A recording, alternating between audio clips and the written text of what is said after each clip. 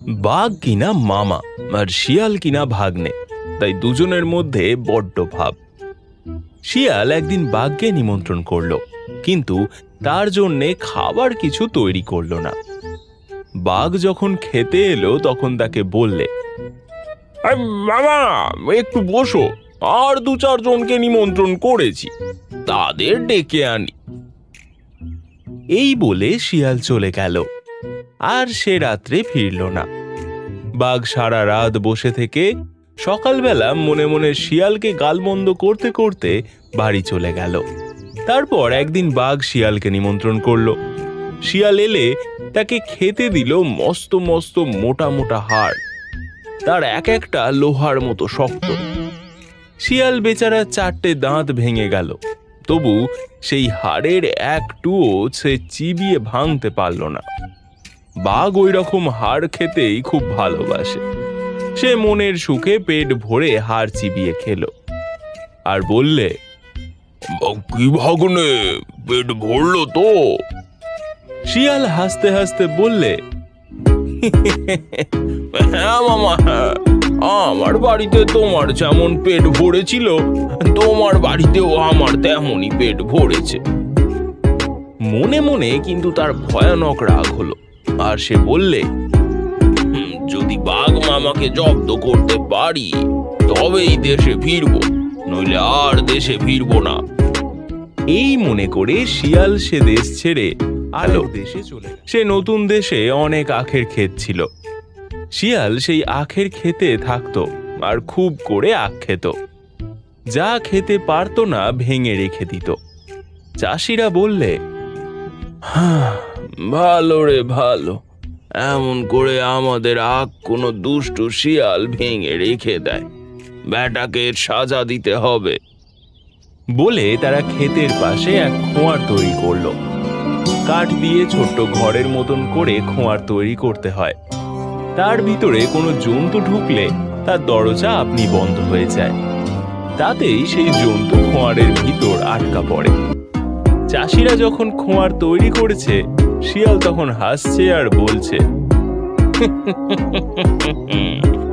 আমার জন্যে না মামার জন্যে, এমন সুন্দর ঘরে মামা থাকলেই ভালো হয়। তারপর দিনই সে বাঘকে গিয়ে বললে, এই মামা, একটা বড় নিমন্ত্রণ এসেছে, রাজার ছেলের বিয়ে, সেখানে আমি গান গাইব আর তুমি বাজাবে, আর খাবো যা তা তো কথাই নেই। এই তারা পালকি পাঠিয়েছে, যাবে মামা? বাঘ বললে, তার যাব না, এমন নিমন্ত্রণ কি ছাড়তে আছে রে, আবার তারা পালকিও পাঠিয়েছে। শিয়াল বললে, সে কি যে সে পালকি, এমন পালকিতে আর কখনো চড়নি মামা।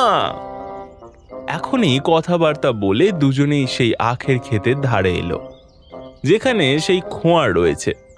খোঁয়ার দেখে বাঘ বললে, খালি পালকি পাঠিয়েছে, বেয়ারা পাঠায়নি যে? শিয়াল বললে, আরে মামা, আরে আমরা উঠে বসলেই বেয়ারা আসবে এখন।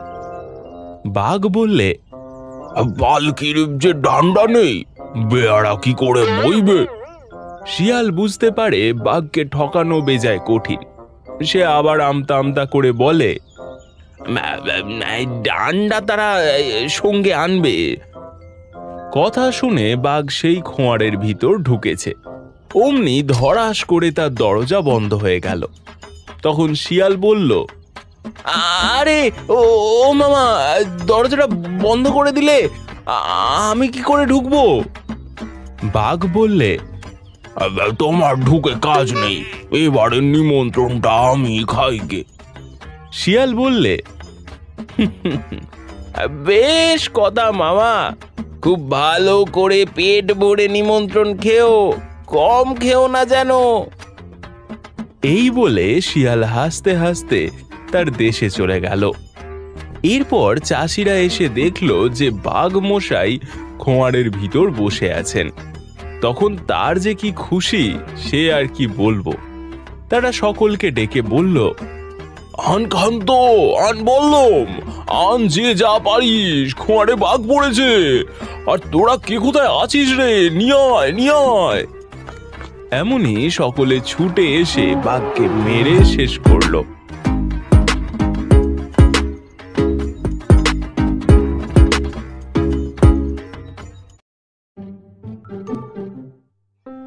শিয়াল চালাক এ কথা সবাই জানে, তেমনি ছাগল কিংবা ভেড়া যে বোকা এও সকলে জানে। কিন্তু বোধিসত্ত্ব তো বলতে গেলে প্রায় সব জীবের মধ্যেই একবার না একবার করে জন্ম নিয়েছেন। যে জীবের মধ্যে জন্ম নেন সে তো অসাধারণ হবেই। এবারে এরকম এক ছাগলকে নিয়ে গল্প। কেউ কেউ ভেড়াও ভেবে নিতে পারো। ছাগল ও ভেড়ার মতো হদ্দবোকা তো আর কোনো প্রাণী নেই। সে সময়ে হিমালয়ের পাদদেশে প্রচুর ভেড়া ছাগল চড়ে বেড়াতো। পাহাড়ের পাদদেশ বলে ঘাস জঙ্গলও দেদার। ছাগলরা মনের সুখে খেত আর নাদুস নুদুস হতো। ছাগলদের এহেন তেল চুকচুকে চেহারা দেখলে কার না লোভ হয়। তো সেই পাদদেশে এক সময় ঘুরতে ঘুরতে এক শিয়াল আর তার বউ শিয়ালি এসে হাজির। দূর থেকেই নধরকান্তি ছাগল ও ভেড়া দেখে তো শিয়াল আর শিয়ালির জিভে জল এসে গেল। এই লোভ নিয়ে ওরা গুটি গুটি এগোতেই ঝোপ জঙ্গলের শব্দ পেয়ে ছাগল ভেড়াদের দুদ্দার দৌড়। শিয়াল ও শিয়ালি তাই খানিকটা হতাশ হলো। ছাগল ভেড়াদের এমন দৌড়ঝাঁপ দেখে তো ভেড়া ও ছাগলদের অধিপতি মেরমাতা অবাক। কি হয়েছে, অমন ভয় পেয়েছো কেন? ছাগলেরা ভয়ের কথা জানালো। ভেড়ারা বলল, রানীমা, আমাদের সামনে বিপদ, আপনি রক্ষা করুন। মেরমাতা সকলের যে চেহারায় বড়, হৃষ্টপুষ্ট। সে বলল, ঠিক আছে, তোমরা উত্তর দিকে যেও না, আমি দেখছি। সকলে তো ভয়ে অস্থির। শিয়ালের যা বুদ্ধি এবং নখ দাঁত যা হিংস্র, মেরমাতা একা গেলে আর রক্ষে থাকবে না। রানীমাকে যদি শিয়াল জব্দ করে ফেলে তো বাকিদের জীবন আর কদিন। তখন তো এই অঞ্চলটা শিয়ালের রাজত্বে চলে যাবে। ছাগলেরা যখন এইসব বলাবলি করছে তখন মেরমাতা অভয় দিল। দেখ, প্রাণ তো একদিন সবার যাবেই, জগতে কেউ অমর নয়, সুতরাং প্রাণ গেলে আগে আমারই যাক। তোমরা আমাকে দলনেত্রী বানিয়েছ, এই বিপদের সময়ে আমি পিছনে থাকবো, আগে আমার নিজের কথা ভাববো। এমন অধম এবং ভীতু আমি নই, একবার চেষ্টা করে দেখি।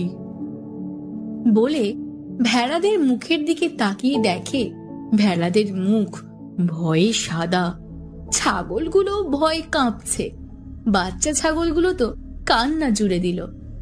বলল, না, তুমি যেও না।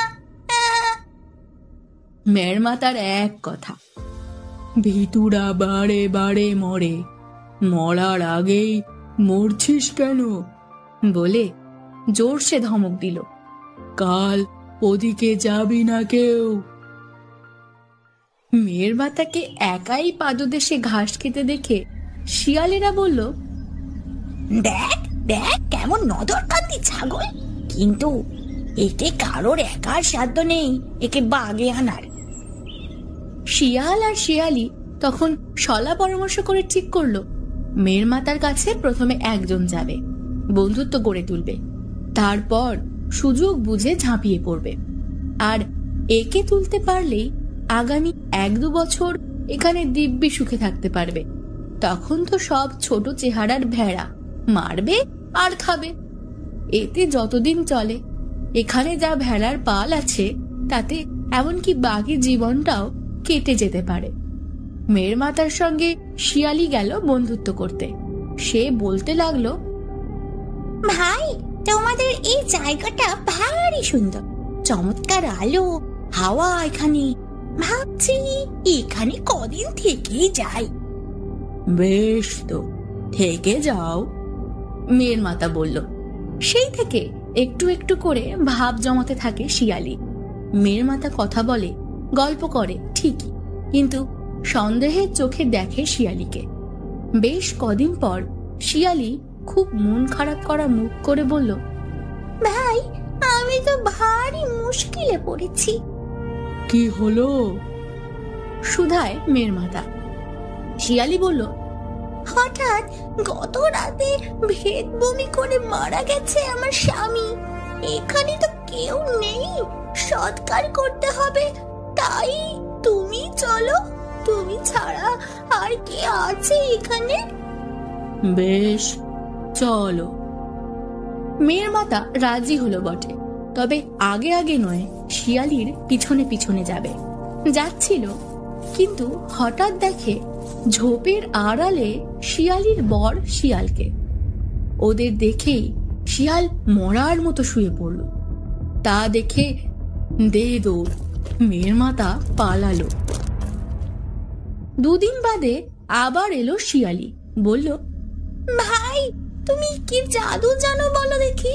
তোমার পায়ের শব্দে আমার স্বামী শিয়াল উঠে বসলো।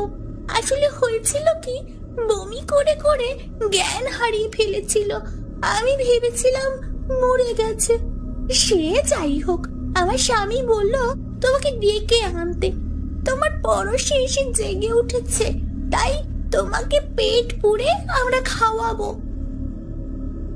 মেয়ের মাতা জানতো শিয়ালি আবার আসবে, সে তৈরি হয়েই ছিল। সে বলল, বেশ, যাব, কিন্তু সঙ্গে যাবে আমার 4 বন্ধু। কোথাও কেউ খাওয়ার নিমন্ত্রণ করলে এরা আমার সঙ্গে যায়। এদের ছাড়া আমি কোথাও নিমন্ত্রণ খেতে যাই না। এদের কথা তো আগে শুনিনি, এরা কারা? জানতে চাইল শিয়ালি। মেয়ের মাতা মুচকি হেসে বলে, এরা হলো 4 কুকুর। এদের আবার প্রত্যেকেরই আছে 100 সঙ্গী। ওরা গেলে এরাও যায়, আর এরা যদি পেট পুড়ে না খেতে পায়, তাহলে যারা নিমন্ত্রণ করে খেতে দিতে পারে না, তাদের আস্ত রাখে না।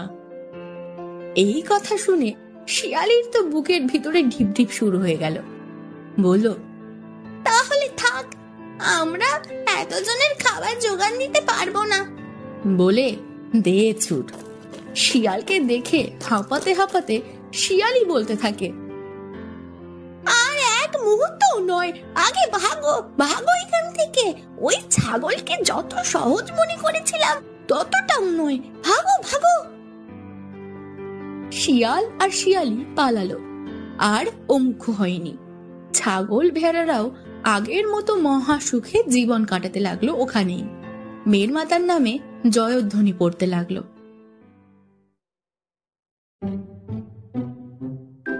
তাহলে বন্ধুরা, আজকে এই গল্প থেকে আমরা বুঝলাম, বুদ্ধির সঙ্গে সাহস থাকলে জয় অবশ্যই হয়।